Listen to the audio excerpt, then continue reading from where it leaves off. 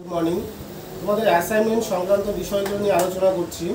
তোমাদের কোথাও কোথাও অ্যাসাইনমেন্টে ইন্টারনাল এক্সাম শুরু হচ্ছে বা হবে। তো তোমাদের মেজর ইতিহাস বিষয়ে যাদের অ্যাসাইনমেন্ট সংক্রান্ত বিষয়গুলো নিয়ে তোমরা ভিডিওটি দেখতে পারো, আশা করি তোমাদের কিছুটা উপকারে আসবে। তো যাদের এমসিকিউ প্রশ্ন আসছে বা যাদের ধরো ইন্টারনাল এক্সাম কলেজে গিয়ে দিতে হচ্ছে, তারা ভিডিওটি ভালো করে শোনো। তো সর্বপ্রথম আমি আলোচনা করছি, তোমাদের দেখো যে ইউনিটটা রয়েছে ইতিহাসের উপাদান, সেখান থেকে আমাদের ইতিহাসের উপাদান বলতে আমরা জানি যে আমরা যে সকল তথ্যের ওপর ভিত্তি করে ইতিহাস রচনা করি সেগুলোকে ইতিহাসের উপাদান বলে, তাই তো? তো এই যে ইতিহাসের উপাদানকে আমরা সাধারণত দুটো ভাগে ভাগ করি। একটা হচ্ছে সাহিত্যিক উপাদান, অন্য একটা হচ্ছে প্রত্নতাত্ত্বিক উপাদান। সাহিত্যিক উপাদান অর্থাৎ লিটারেরি সোর্স, আর অন্যদিকে প্রত্নতাত্ত্বিক উপাদান অর্থাৎ আর্কোলজিক্যাল সোর্স। তো এই যে লিটারেরি সোর্সগুলো রয়েছে সেগুলোকে আমরা কয় ভাগে ভাগ করি? ইতিহাসে দেখো এইসব সাহিত্যিক উপাদানগুলোকে আবার দুটো ভাগে ভাগ করা হয়ে থাকে।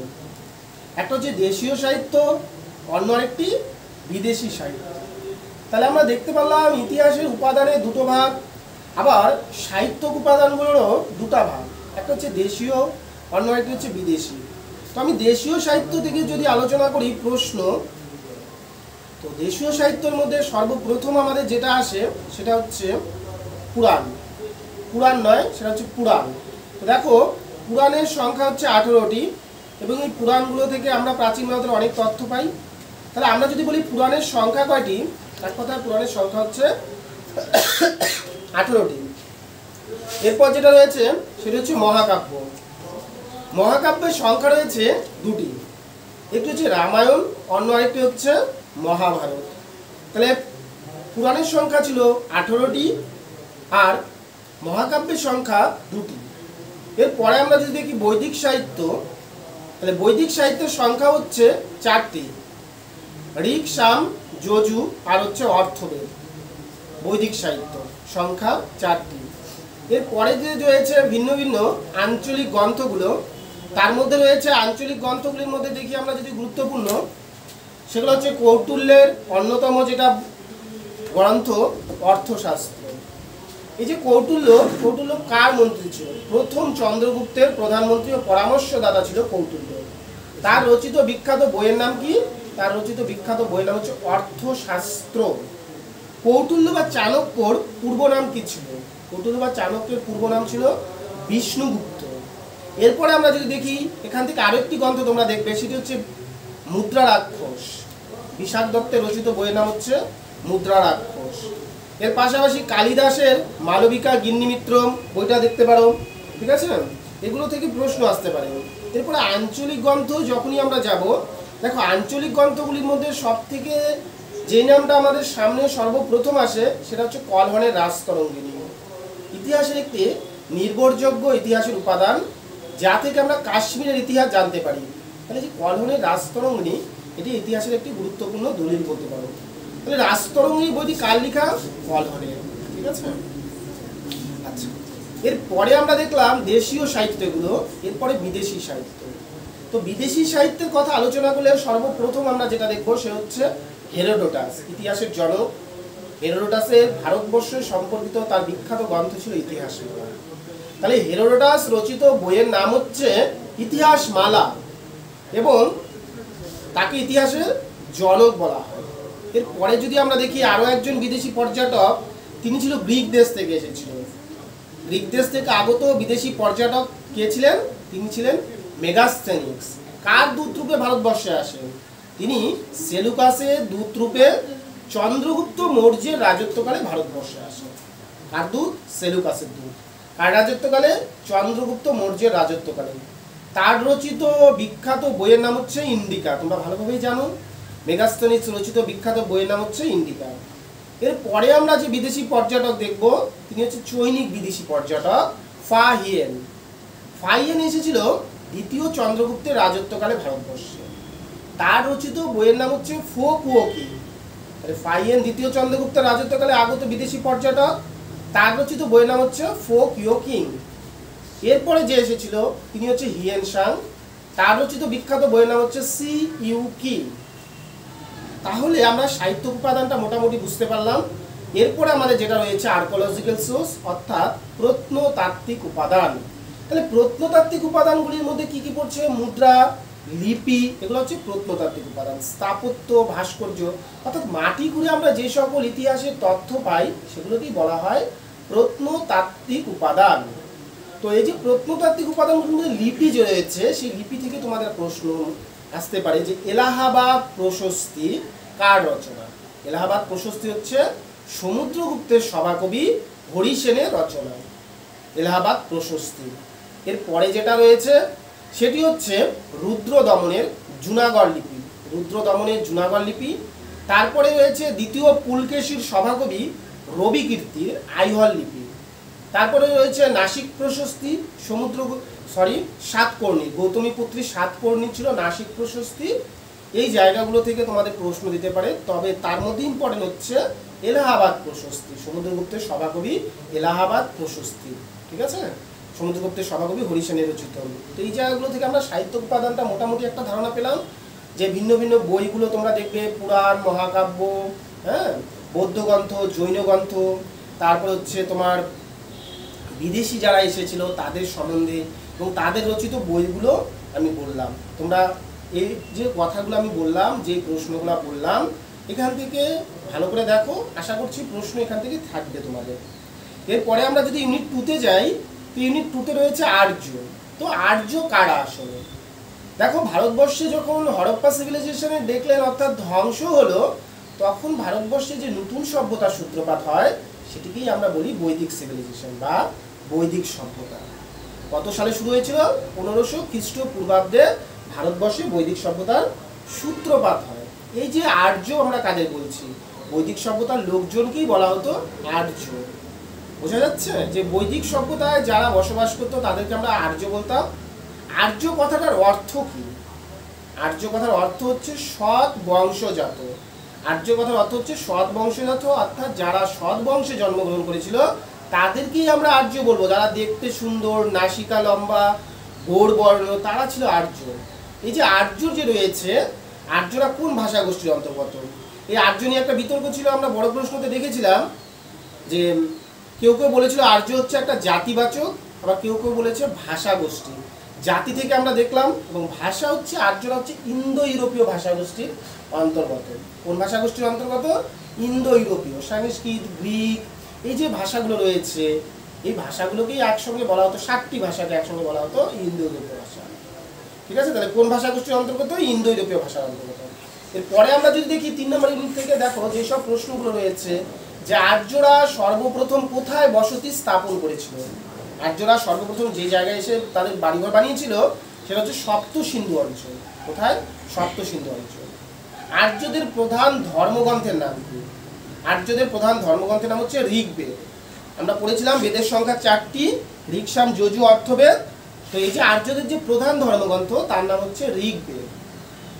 আচ্ছা, তাহলে এই যে বৈদিক সভ্যতা, এটাকে কেন বৈদিক সভ্যতা বলা হয়? কারণ এই সভ্যতাটি বেদকে কেন্দ্র করেই গড়ে উঠেছিল। তাহলে বৈদিক সভ্যতাকে কেন বলা হয় বৈদিক সভ্যতা? জানলে যে বেদকে কেন্দ্র করে গড়ে ওঠার জন্য এই সভ্যতাকে বলা হয় বৈদিক সভ্যতা। তাহলে যে বেদ, বেদ কথাটির অর্থ কি? দেখো, বেদ কথাটি হচ্ছে বিদ ধাতু থেকে এসেছে, বিদ, ঠিক আছে, যার অর্থ হলো জ্ঞান। এবং আমরা যদি বলি বেদের অপর নাম কি, তোমরা ছোটবেলা থেকেই পড়ে এসেছো, বেদের অপর নাম হচ্ছে শ্রুতি। কারণ কি? বেদকে শুনে শুনে মনে রাখা হতো, যার জন্য বেদের অপর নাম হচ্ছে শ্রুতি। এবং বেদের কয়টা ভাগ রয়েছিল? বেদের 4টা ভাগ, বারবার বলছি। এবং পরবর্তী আমরা যদি প্রশ্নগুলো দেখি, যে বৈদিক যে যুগ ছিল, সমগ্র বৈদিক যুগকে 2টা ভাগে ভাগ করা হয়েছিল। একটা ছিল আদি বৈদিক যুগ, আর একটা ছিল পরবর্তী বৈদিক যুগ, লেটার বৈদিক এজ। তো আদি বৈদিক যুগকে ছিল 1500 থেকে 1000, এবং পরবর্তী যেটা ছিল সেটা ছিল 1000 থেকে 600 খ্রিস্টপূর্বাব্দ। তারপরে আমরা যদি দেখি বৈদিক যুগ থেকে আর কি প্রশ্ন রয়েছে, বৈদিক যুগের সামাজিক অবস্থা যদি আমরা দেখি, বৈদিক যুগের সামাজিক অবস্থার মধ্যে সর্বপ্রথম আমাদের যে বিষয়টা চোখে পড়ে, যে বৈদিক যুগে সমাজের প্রধান বা পরিবারের প্রধান কে ছিল? দেখো, এর আগে যে সিভিলাইজেশন বা সভ্যতাগুলো ছিল প্রত্যেকটা ছিল মাতৃতান্ত্রিক, অর্থাৎ মারা ছিল প্রধান। এই বৈদিক সভ্যতায় ছিল প্রথম যেটা পিতৃতান্ত্রিক সমাজের সূত্রপাত হয়, ঠিক আছে। তাহলে বৈদিক যুগে পরিবারের প্রধান ছিল পিতা, তাকে বলা হতো কুল, এবং পরিবারগুলোকে বলা হতো কুল, এবং পরিবারের যে হেড থাকতো তাকে বলা হতো কুলপতি। আমরা জানি কুল মানে বংশ, তো সেটা কুল বলা হতো, এবং পরিবারের হেড যে ছিল তাকে বলা হতো কুলপতি। বৈদিক যুগের সঙ্গে একটা গুরুত্বপূর্ণ প্রশ্ন, যে বৈদিক যুগে কটি বর্ণ ছিল? কাজের উপর ভিত্তি করে দেখা যাচ্ছে বৈদিক যুগে চতুর্বর্ণ অর্থাৎ 4টি বর্ণের উৎপত্তি হয়। তোমরা জানো ব্রাহ্মণ, ক্ষত্রিয়, বৈশ্য এবং শূদ্র। ব্রাহ্মণরা পুজো করে, ক্ষত্রিয়রা যুদ্ধ করে এবং দেশ পরিচালনা করে, বৈশ্যরা ব্যবসা বাণিজ্য, এবং শূদ্ররা যে ছিল উপরিক্ত 3টি জাতি সেবা করত। তাহলে কটা বর্ণ ছিল? 4টি বর্ণ, ব্রাহ্মণ, ক্ষত্রিয়, বৈশ্য, শূদ্র। তারপরে প্রশ্ন যদি আমরা যাই সামাজিক অবস্থা থেকেই, যে বৈদিক সমাজের সঙ্গে যুক্ত ছিল চতুশ্রম প্রথা। প্রত্যেক ব্রাহ্মণ সন্তানের জীবনে 4টি অবশ্যই পালনীয় কর্তব্য ছিল। কি কি? সেগুলো ছিল ব্রহ্মচর্য, গৃহস্থ, বনপ্রাস্থ আর হচ্ছে সন্ন্যাস। ব্রহ্মচর্য হচ্ছে গুরু গিয়ে পড়াশোনা করা, গৃহস্থ হচ্ছে বিয়ে করে সংসার করা, বনবাস হচ্ছে বনে গিয়ে ঈশ্বরের আরাধনা করা, এবং সন্ন্যাস হচ্ছে সমস্ত মোহ মায়া ত্যাগ করে ঈশ্বরের আরাধনায় নিজেকে নিয়োজিত করা, সেটাকে বলা হচ্ছে সন্ন্যাস। তার পাশাপাশি বৈদিক যুগের নারীদের অবস্থা যদি দেখি, বৈদিক যুগে নারীদের অবস্থা ভালো ছিল, কিন্তু পরবর্তী বৈদিক যুগে নারীদের অবস্থা খারাপ হতে শুরু করে। নারীরা পড়াশোনা করতো, শিক্ষা দীক্ষা প্রত্যেকটা বিষয়ে তারা পারদর্শী ছিল।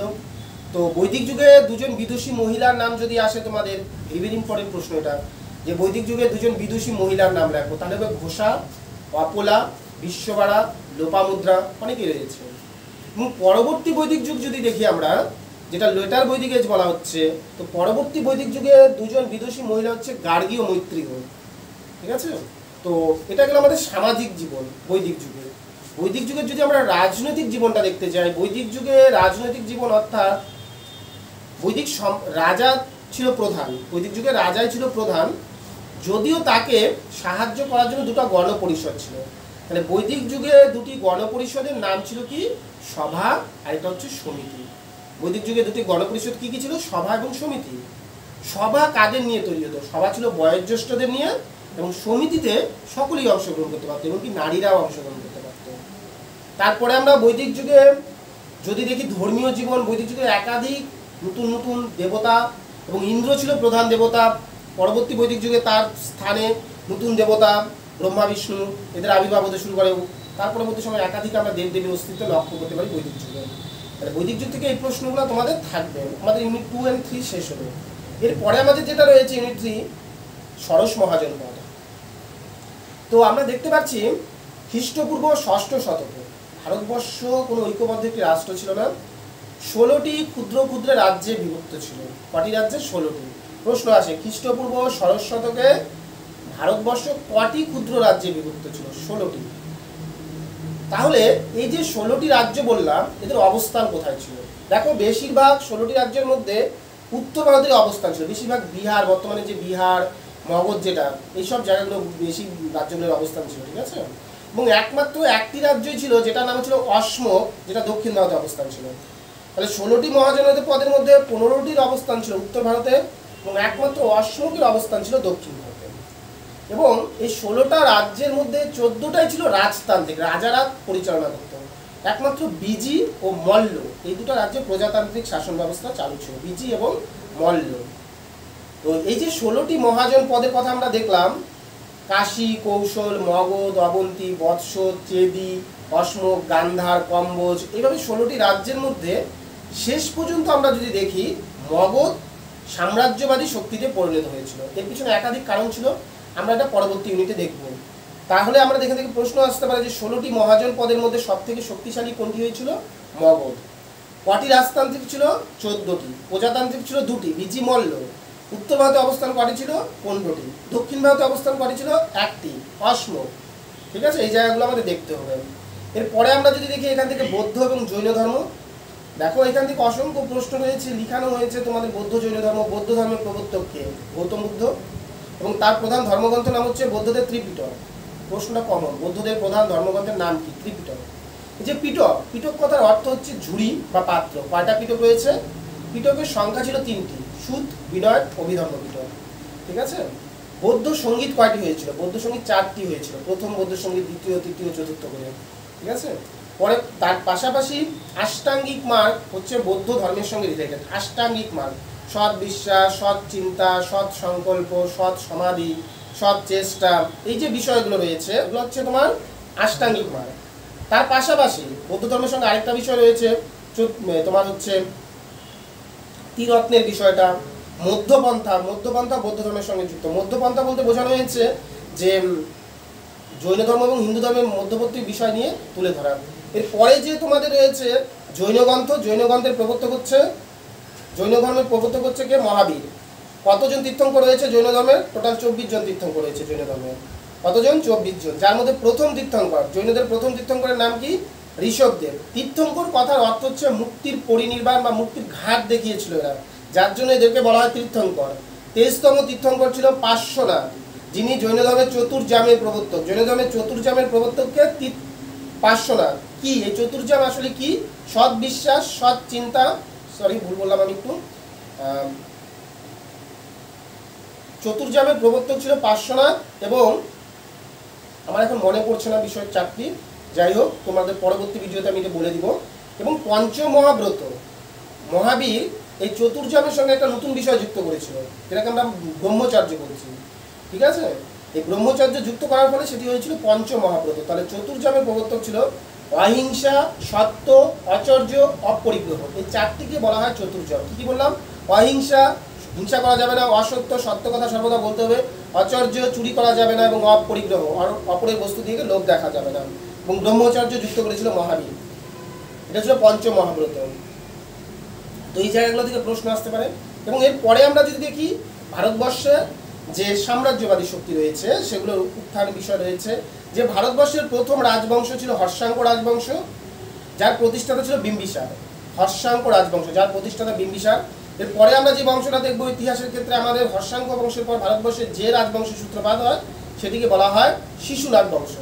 এই বংশের প্রতিষ্ঠাতা ছিল কে? শিশুনাগ নিজে। তারপরে যে বংশটা সূত্রপাত হয় ভারতবর্ষে সেটাকে বলা হয় নন্দবংশ। ভারতবর্ষের ইতিহাসে একটি বিখ্যাত রাজবংশ নন্দবংশ। প্রতিষ্ঠাতা কে ছিল মহাপদ্মনন্দ। এবং এই বংশের শেষ সম্রাট আমরা যদি দেখি নন্দবংশে, সে হচ্ছে ধননন্দ, যথেষ্ট অত্যাচারী ছিল। এবং এই ধননন্দকেই পরাজিত করে চন্দ্রগুপ্ত মৌর্য ভারতবর্ষে মৌর্য সাম্রাজ্যের প্রতিষ্ঠা করেছিল, যাকে সহযোগিতা করেছিল কৌটিল্য বা অর্থশাস্ত্র। এবং এই যে বংশটা ছিল, এবং এই বংশের শেষ বংশ ছিল শুঙ্গ বংশ। তাহলে প্রশ্ন আসতে পারে মগধে কয়টি বংশ রাজত্ব করেছিল? মগধে 5টি বংশ রাজত্ব করেছিল। হর্ষাঙ্ক, শিশুনাগ, নন্দস, মৌর্য এবং শুঙ্গ।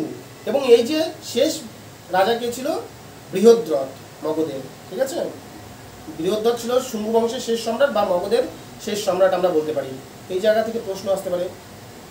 আলেকজান্ডারের ভারত আক্রমণটা দেখবেন। ঠিক আছে, এবং মগধের উত্থানের পিছনে কি কি কারণ দায়ী ছিল? একাধিক কারণের ফলে মগধ সাম্রাজ্যবাদী শক্তিতে পরিণত হয়েছিল। কারণ মগধে দেখো যে সকল রাজারা সিংহাসনে বসেছিল তারা যথেষ্ট শক্তিশালী ছিল। এই যে বিম্বিসার বলো, অজাতশত্রু বলো, ঠিক আছে, তারপরে তুমি মহাপদ্মনন্দ বলো, ধননন্দ বলো, চন্দ্রগুপ্ত মৌর্য বলো, শিশুনাগ বলো, অশোক বলো, এরা যথেষ্ট শক্তিশালী ছিল, যার ফলে মগধ একটি সাম্রাজ্যবাদী শক্তিতে পরিণত হয়েছিল। তাছাড়া মগধের ভৌগোলিক অবস্থান ভালো ছিল, বিদেশিরা সহজে আক্রমণ করতে পারতো না, এইসব কারণে মগধ সাম্রাজ্যবাদী শক্তিতে পরিণত হয়েছিল।